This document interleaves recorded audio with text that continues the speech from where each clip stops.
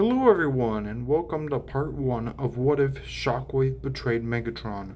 So without further ado, let's get right to it. So we start this part off on Cybertron as Shockwave has just been shot in the eye and awakened beneath the space bridge rubble after encountering RC and Cliffjumper. And soon enough he repairs his damages and awaits Lord Megatron to return for him, or anybody, but no one does. Shockwave feels a sense of betrayal and anger. His own lord and master, who he has vowed loyalty to for years, left him like this. Especially that fool Starscream. He may have not seen him, but he sure as hell heard him. He was left for scrap, abandoned. However, he has a hunch Megatron will return one day, and when he does, he'll be ready to set his revenge. And so he immediately gets to work. He creates a beast, a Predacon, cloned from remains he discovered on Cybertron. You shall do great things, my creation. Shockwave then goes on to work on a few extra projects and wait. And then one day, he detects something in the sea of rust. Shockwave travels to investigate it, thinking that it's Autobots, and also prepared for it to be Megatron. And to his surprise, he sees Knockout with a squadron of Vehicons. Shockwave? You're operational? Indeed I am, Knockout. Now, I wish to see our great lord and master once again. Oh, why of course, old friend. He then makes contact with Megatron, and within Shockwave's thoughts, he tells himself, I shall ask Megatron the question, and it shall determine his fate. Soon enough, he steps to the space bridge, and sees Megatron once again, along with that coward Starscream. As to which Megatron greets him, Shockwave, this is quite an unexpected turn. I thought you had perished on Cybertron. But no matter, it is good to have you back. Shockwave then thinks to himself, he thought I perished? But then he decides to go along with everything, for now at least, and stays loyal supposedly to Megatron. And he also steps up to Starscream and asks him the big question, why was I left for scrap? Abandoned. Why? As to which Starscream says the same thing as in canon. The last thing anyone witnessed was you charging into the space bridge portal, and no one saw you come back out. As to which he stares at him for a little while, and then looks away and walks off. And once Shockwave is asked to get information from Wheeljack, Shockwave actually decides to implement one of his newest projects into the Cortical Sidekick patch, where pretty much the same outcome will happen like in canon, where he says that Wheeljack had no current information on the whereabouts of the Autobots. But that would also be just to cover up what he did to Wheeljack, which is something in his brain, a trigger code that will make Wheeljack submit under his command, similar to the Predacon. As to which Wheeljack makes his escape, just like in canon.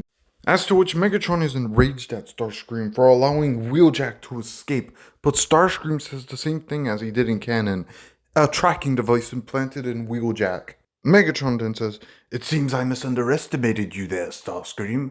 Proceed. And Shockwave stands there thinking, everything will come together. The Autobots will fall, and so will Megatron. All in time. Soon enough, the Vehicons are sent in after Wheeljack, and the squadron faces their same fate like in canon. Starscream then says, he tricked us. And Megatron says, it would seem so. And Shockwave thinks to himself, oh, you have no idea.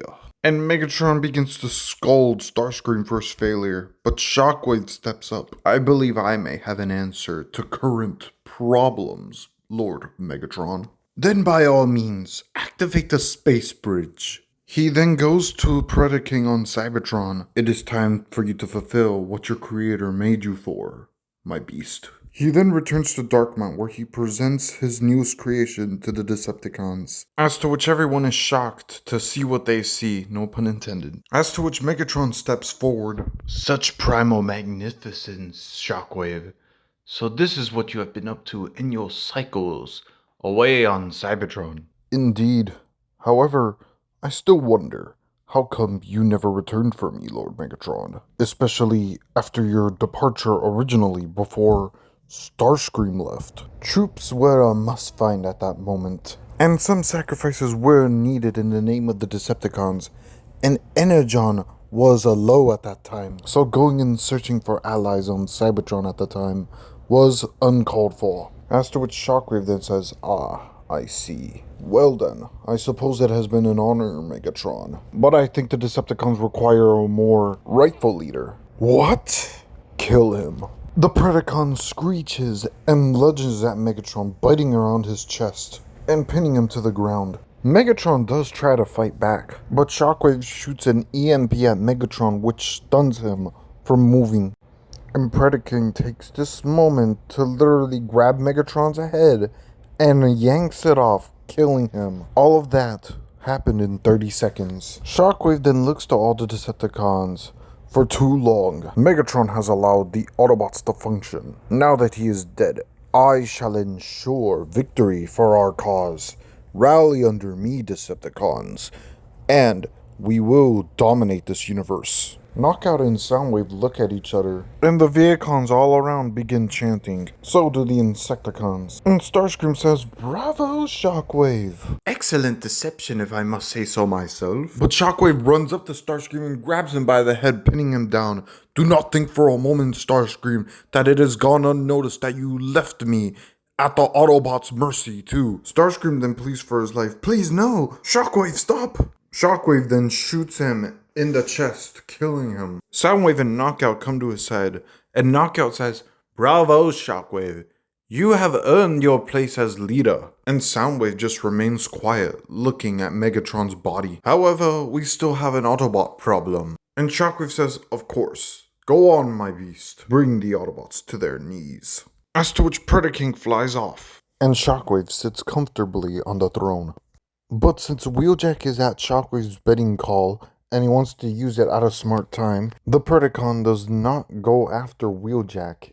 Instead, he kinda flies around searching for Autobots, but he sees a ship flying into the atmosphere, and the Predacon begins breathing fire on the ship.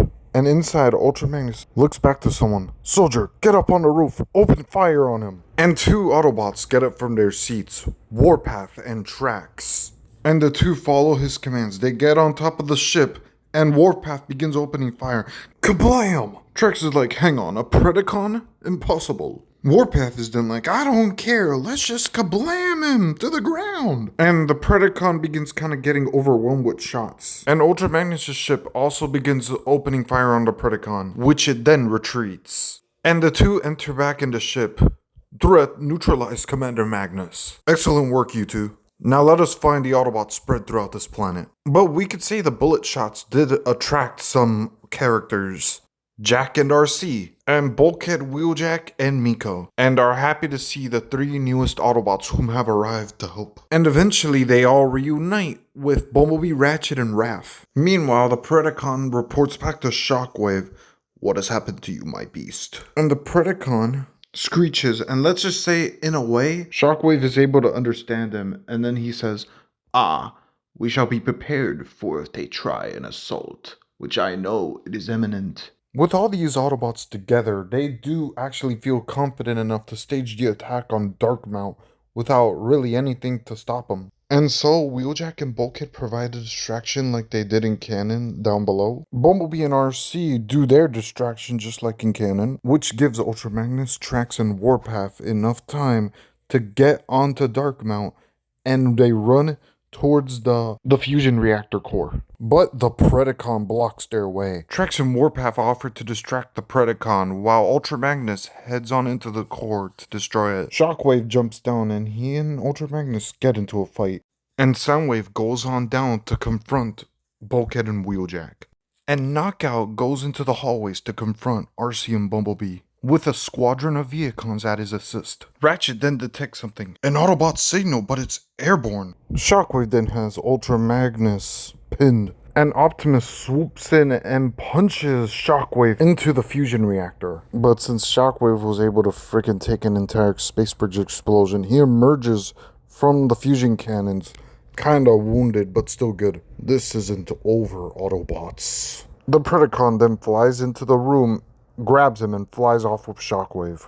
Trax and Warpath run in, and are shocked to see Optimus, especially looking like that. And Optimus smiles at his newest Autobots. Darkmount begins to collapse, with the Decepticon warship fleeing. "Do not worry, my Decepticons. The Autobots' victory is merely a setback for what is truly to come." Meanwhile, at Hangar E, The Autobots begin to celebrate on their victory today, and also hearing of Megatron and Starscream's death to Shockwave. That we could say thanks to Smokescreen when he infiltrated Darkmount to get the Forge. Nevertheless, we still have a war to win, Autobots. Let us do it together, as a family. As Magnus, Trax, and Warpath are welcomed, we zoom into Wheeljack's face, as for a blip second we see his eyes glowing red. All hail Shockwave. And that's where I'm gonna leave it off here, everybody. Hopefully you guys enjoyed part 1, and I'll see you guys in part 2.